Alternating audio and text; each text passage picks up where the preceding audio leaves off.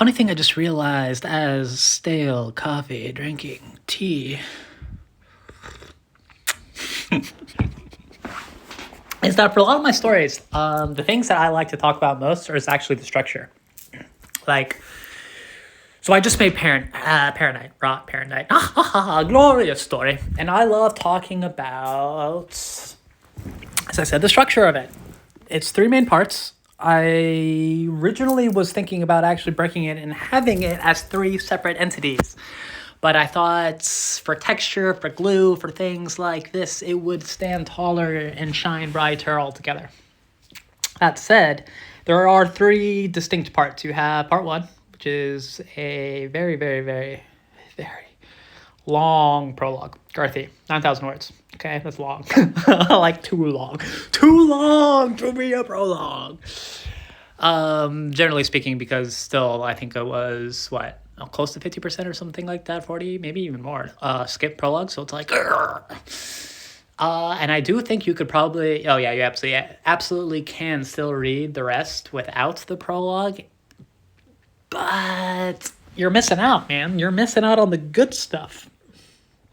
Anywho, so that first prologue is it's like an OVA.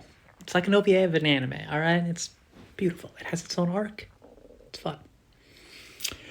And that sets up the main character, the magic system, and a school. Part two is what I call the Detective Tales. So that was the OVA for the anime. This is the anime. Episodes 1 through 6, I call it the Detective Tales because you get that same character that's now older, and because of the events of the prologue, he is now a detective. Yeah. So, and then part 3, they have your Detective Tales, which all build up to a culmination that is then called Parent Night. Parent Night would be the between season 1 and season 2 movie. But I do something very drastic. And I've already started to get feedback about it, about people saying, oh, I like this section better than that section, yada, yada. But I did it on purpose. Parent Night switches dramatically perspective-wise. So your main cast is going to be Hollis, who was the main character of the prologue, his partner when he becomes a detective, Flint, and Flint's son, who goes to the same school that happened in the prologue.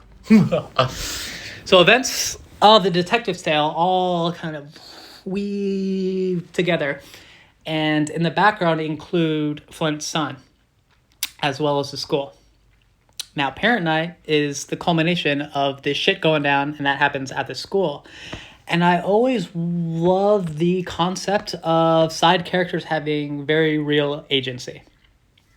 You know, when I watched Harry Potter and things like this, when Hogwarts is being attacked by the Death Eaters and things like this, all I'm thinking about is, honestly, I don't really care about Harry Potter. What are all the other kids doing? You know, they're fucking having this. It is just as equally a paramount night for them as it is for those main characters. So I wanted to do something like that, where I switch perspectives entirely and go into someone that I haven't been yet in those first two sections into going into the third. And that can be jarring. That is broken up into another 4 sections. I introduced 2 kids that I hadn't yet introduced, and I want to give their perspective about all this strange and weird shit, and then obviously this culmination that is then happening. Yeah. So then I'd have a second character, and then I have Max as well. And then end off back on the police as they deal with it all. But it could be jarring, potentially. I tried my best to make it not so, but I think you get very interesting perspectives on the same events. Just fun. But yes, I think it's going to play into different audiences, though, for better or worse.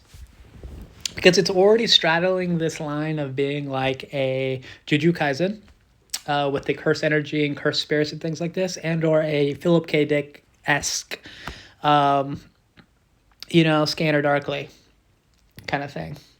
So that in itself, you already have these kind of, is it a younger audience? Is this like young adult with upper adult potential?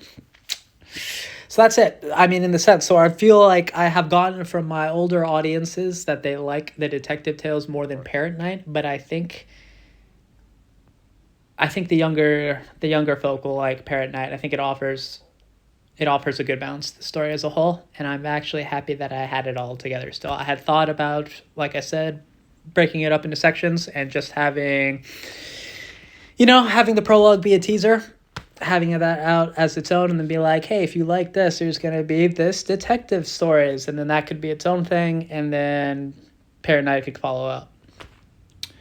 Or just be a parallel thing, which is also why I like it, because I think each of the three sections are standalone to a large degree. I think you could read Parent Night without reading any of the other two sections, and it will still make sense. You just get deeper sense, deeper depth of the story. I think it's a lot of fun. If you want to read it, go to parentnight.net. I love you. I'm Stale Coffee. You're beautiful. Stay beautiful.